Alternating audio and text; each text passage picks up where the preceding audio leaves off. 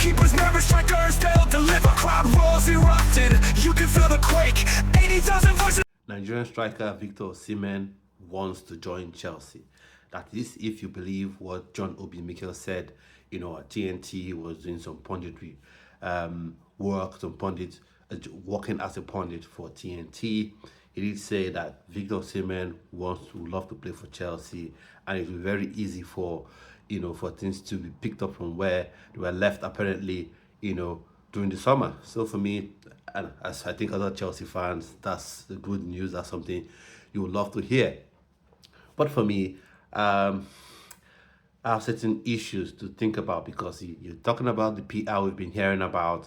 The salary will be an issue for not just Chelsea, but for other PL clubs, for the Premier League clubs. Though for me, I think that's just a load of rubbish in my opinion, because he doesn't earn such crazy money.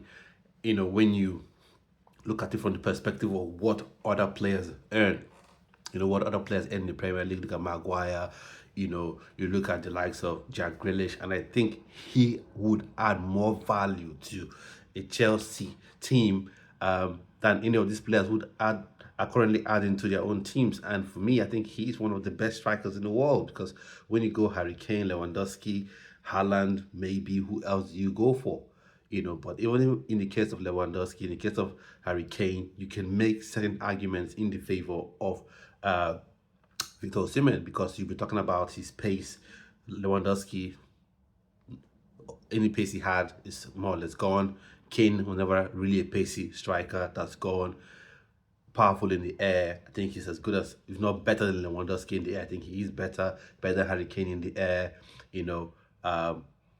He's more aggressive than either of them. He's more powerful than either of them. So you can make a very good case for, Victor Osimhen being among the top 3, top 4 strikers in the world. So 12 million euros net, 10 million pounds a year isn't too much, isn't crazy money. And I've said this before in the previous video, that for you and I, regular folks, 10 million pounds is mad money. But you have to compare what his contemporaries earn. Same thing for me, or let's say for people. Let's say you have you are a plumber, and you go to someone's house and you charge for and you give your charge for fixing the pipes, and you say it's 20 pounds to fix it, or you say it's 1,000 naira to fix it. The question will be asked, oh, why is your price this? And then you would say, look at what XYZ plumbing are doing. They're charging about £18.99. Look at what JYC plumbing are doing. They're charging £20 and £9.50. So we're more or less on the same level. So that is how you should go about it. That's how you should look at it when you're looking at what Victor Osimhen earns, or would be at any club he goes to. And one thing people always forget is Victor Osimhen, that is what he's earning at the minute. This 10 million pounds, 12 million euros, that is what he earns at the minute. In most circumstances, when a striker or any footballer wants to make a move to another club, they usually go for, double what you're earning at least. So if someone is earning 150 and they're making a move to a big club, they usually would want 350 or 300,000 pounds. So he's still going on what he was earning with Napoli. So that's my take on the financial side of things. For me, I think there's no gainsaying what he can bring to Chelsea. You have the tangibles, his pace, his power, his aggression, his goals, his assists. You can see all those, but other intangible aspects like his, leadership on and off the pitch. Enzo Maresca in previous press conferences have been talking about having leaders on the pitch, having leaders that don't need to wear the captain armband to lead on the pitch. And Victor Osimhen is a natural leader for me. So if Chelsea indeed go for Victor Osimhen, that would be a very, very, very, very good signing, in my opinion. So I don't see any issues with this. But for me, the only thing the only sort of thing that makes me think a bit about this is what happened last season. We had similar talk of he wanted to play for Chelsea. Of course, he would love to play for Chelsea. But then again, then the salary was made to be bigger than it should have been.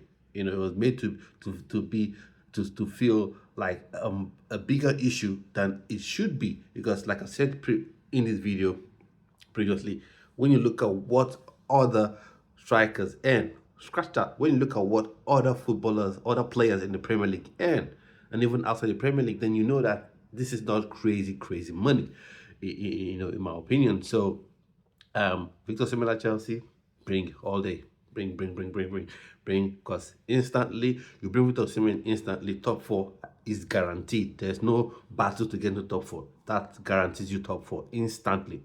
And then with one or two subtle tweaks and changes, not just in personnel, but tactically, Chelsea can compete for the league. So that's my personal opinion on Victor Osimhen reportedly wanting Chelsea.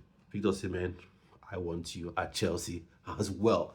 And then now, the next thing to talk about is another wonderful talent, super talent.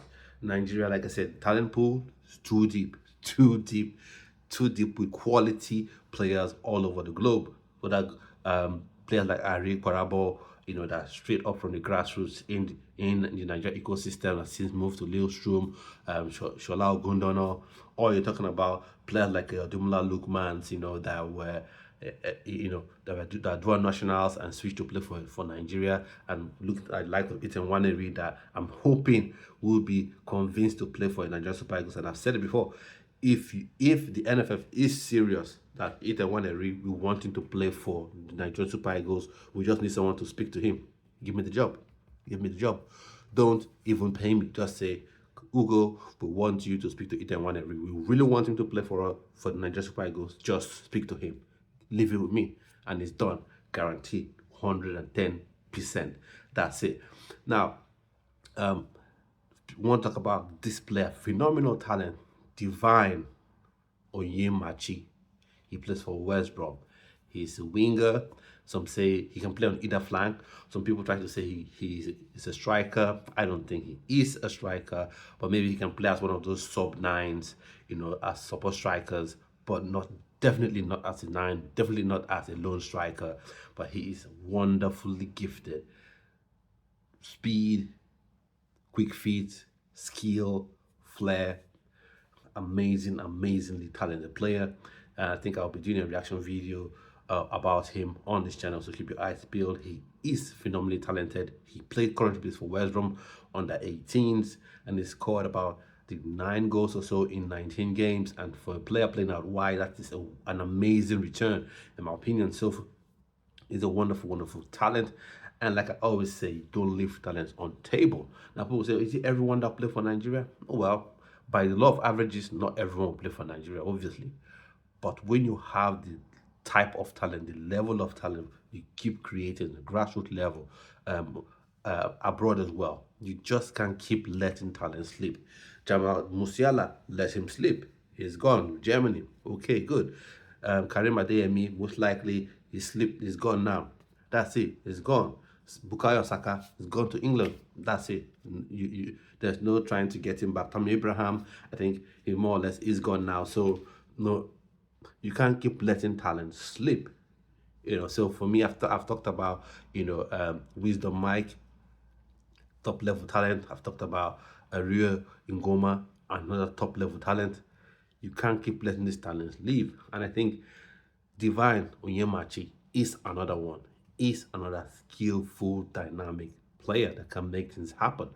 You know, that can you know, create something out of nothing. That can, you know, glide past 5-6 players and create an opportunity for you. So I think, like I always say, this is someone I think the NFF should look to bring within the ecosystem of Nigerian football. Like I said, by that I mean not necessarily playing for the Super Eagles, but I think that would even be a good strategy. 5 minutes, 10 minutes, 5 minutes, 10 minutes till they are cap tied. But nonetheless, bringing the player to the Nigerian ecosystem doesn't necessarily mean, you know, having them play for the Nigerian Super Eagles. Get him in with the under-20s. Get him in with the under-21s. Get him in with the under-23s for the Olympics. You know, get these players in. He's phenomenally talented. Eric Chell, I know Super Eagles is your major remit, but getting these players as well is another thing that you should be having on your mind, because you know what he thinks. Because Eric Chill, he is a dual national as well. He's French and Malian. Yeah, French. Is it French Malian or French Ivorian? One of those. So he has a dual national as well. So he knows what it takes. So at this point, I've come to the end of the video. I want to know your thoughts and opinions on the three major topics I've talked about today. Victor Osimhen, do you see him going to Chelsea? Do you think it's a proper fit for Chelsea? For him to go to Chelsea from a Nigerian perspective, what do you think about that? And then also, what do you think about, Onyemachi, Divine Onyemachi? Do you think he's good enough to be part of Nigerian Super Eagles setup, to be part of the Nigerian football ecosystem setup, not just the Super Eagles? Do you think he's even good enough? And let me know your thoughts, opinions in the comment section, and I'll see you on yet another video. So stay well and stay blessed. Bye.